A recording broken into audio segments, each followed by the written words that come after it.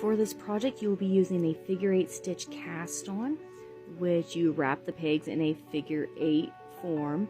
You will do this all the way back around to your beginning peg and then push all of the stitches down.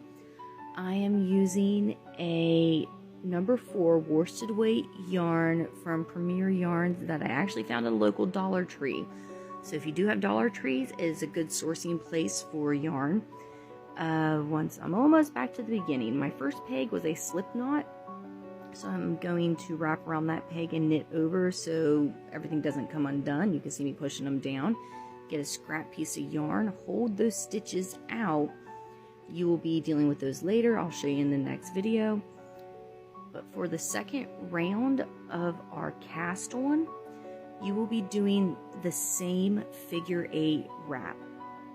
The entire project will be done using this figure 8 stitch until it is the length that you wish, and then you can cast off.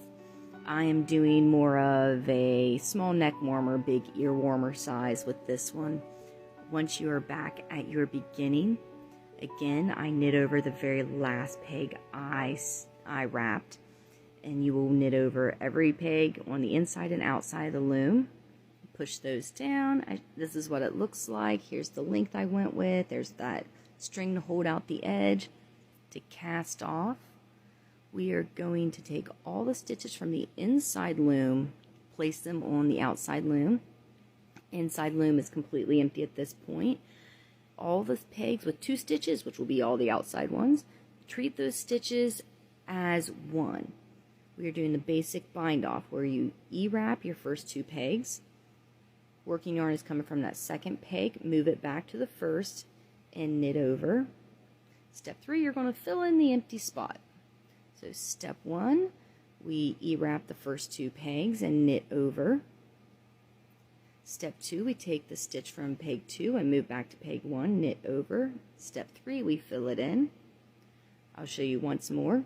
E-wrap, knit over, move stitch back, knit over, move stitch forward. Back to the last 2, we're going to do the same thing. Make sure your yarn is cut at least a few inches long so you can weave the tail in, and just pull it up through that last stitch. Finish it up from here.